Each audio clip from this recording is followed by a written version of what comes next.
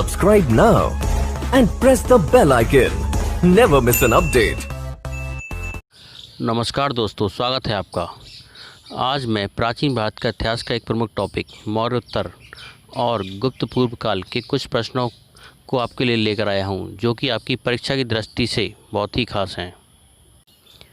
प्रश्न नंबर पहला है, चरक और नागार्जुन किसके दरबार की शोभा थे? इसका सही उत्तर है दोस्तों ऑप्शन नंबर ए, कनिष्क। चरक और नागार्जुन कनिष्क के दरबार की शोभा थे। कनिष्क का जन्म पेशावर पाकिस्तान में हुआ था और चरक बौद्ध दार्शनिक शिक्षक थे, जो कि बौद्ध धर्म के महायान धर्म से संबंधित थे। प्रश्न नंबर दूसरा है, शक संवत का प्रारंभ किस सम्राट के शासनकाल में 78 ईस्वी से हुआ था? इसका सही उत्तर है दोस्तों ऑप्शन नंबर बी, कनिष्क।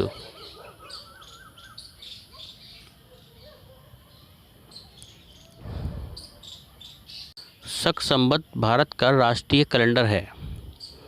इसे राष्ट्रीय पंचांग शक संवत के नाम से भी जाना जाता है। प्रश्न नंबर तीसरा है, तक्षशिला विश्वविद्यालय स्थित था।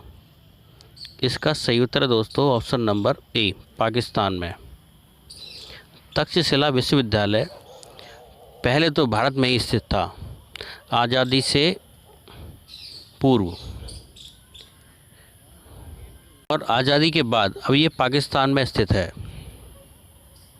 यह पाकिस्तान के पंजाब प्रांत के रावलपिंडी ज़िले की एक तहसील तथा महत्वपूर्ण पुरातात्विक स्थल है, जो इस्लामाबाद और रावलपिंडी से लगभग 32 किमी उत्तर पूर्व में स्थित है। प्रश्न नंबर अगला है, प्राचीन काल में कलिंग का महान शासक कौन था?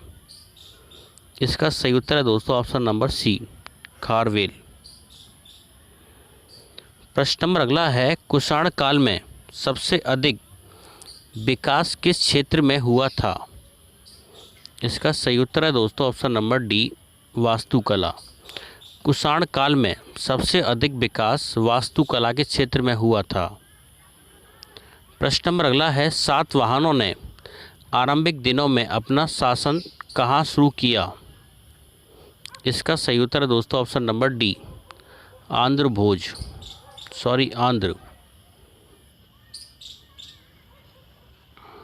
प्रश्न नंबर अगला है, सातवाहन राज्य की राजधानी कहाँ थी?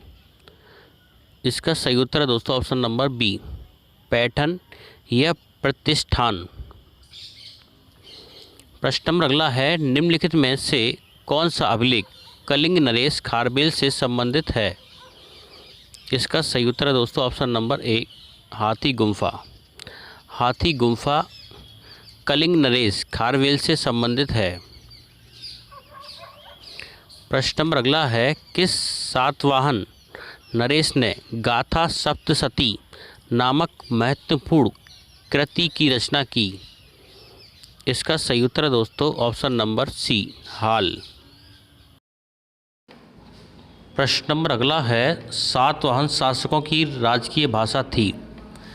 इसका सही उत्तर है दोस्तों ऑप्शन नंबर बी, प्राकृत। सातवाहन शासकों की राजकीय भाषा प्राकृत थी। सातवाहनों ने 230 ईसा पूर्व से लेकर दूसरी सदी ईसा के बाद तक केंद्रीय दक्षिण भारत पर राज किया। अशोक की मृत्यु के बाद सातवाहनों ने खुद को स्वतंत्र घोषित कर दिया। प्रश्न नंबर अगला है, निम्नलिखित राजवंशों पर विचार कीजिए। इन राजवंशों का सही कालक्रम क्या है? इसका सही उत्तर है दोस्तों, पहले तो आएगा इसमें शुंग, इसके बाद आएगा सातवाहन, शुंग के बाद आया था सातवाहन, फिर आएगा दूसरा गुप्त, फिर आएगा चौथा इसका चोल। तो इसके अकॉर्डिंग इसका आंसर हुआ ऑप्शन नंबर डी।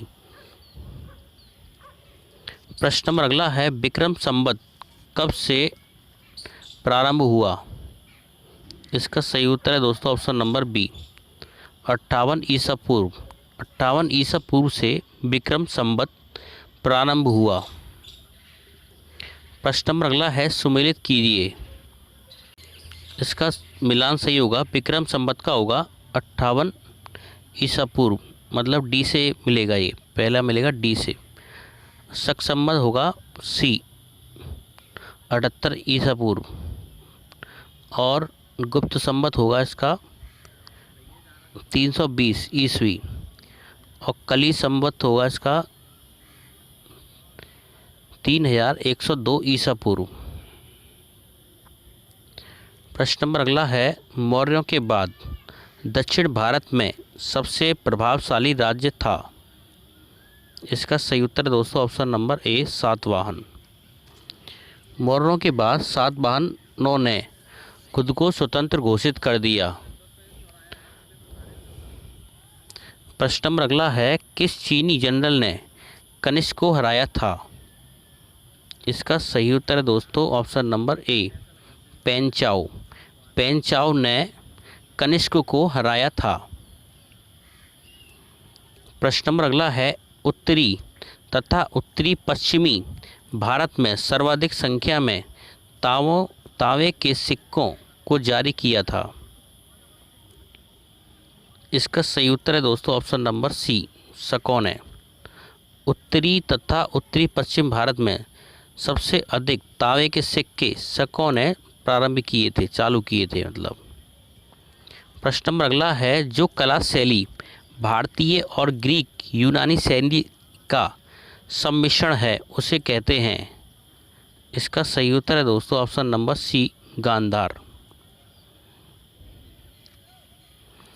प्रश्न नंबर अगला है, कनिष्क बौद्ध धर्म की किस शाखा का अनुयायी था जिसका प्रसार उसने मध्य एशिया व सुदूर पूर्व में किया। इसका सही उत्तर है दोस्तों option number C Mahayana. Kanishka बौद्ध धर्म की महायान शाखा से संबंधित था। प्रश्न नंबर अगला है, कनिष्क के शासनकाल में सर्वाधिक महत्वपूर्ण घटना कौन सी थी। इसका सही उत्तर है दोस्तों ऑप्शन नंबर सी चतुर्थ बौद्ध संगीति। कनिष्क के समय में चतुर्थ बौद्ध संगीति हुई थी और बौद्ध धर्म की स्थापना गौतम बुद्ध ने की थी। कुल 4 संगतियाँ हुई थी। पहली संगति राजगृह अजातशत्रु के शासनकाल में हुई थी, और दूसरी संगति वैशाली में कालाशोक के शासनकाल में हुई थी, और तीसरी संगति पाटलिपुत्र में अशोक महान के शासनकाल में हुई थी, और चौथी संगति कुंडलवन कश्मीर में कनिष्क के शासनकाल में हुई थी। प्रश्न नंबर अगला है, प्राचीन भारत का महान वैयाकरण पतंजलि किसके समकालीन थे। इसका सही उत्तर है दोस्तों option number D Pushyamitra Shunga. Patanjali Pushyamitra Shunga के समकालीन थे। दोस्तों आपको हमारा वीडियो कैसा लगा, प्लीज़ वीडियो पर एक लाइक और वीडियो को शेयर करना ना भूलें। अगर आपने चैनल सब्सक्राइब नहीं किया है तो प्लीज़ चैनल को सब्सक्राइब ज़रूर कर लें। धन्यवाद।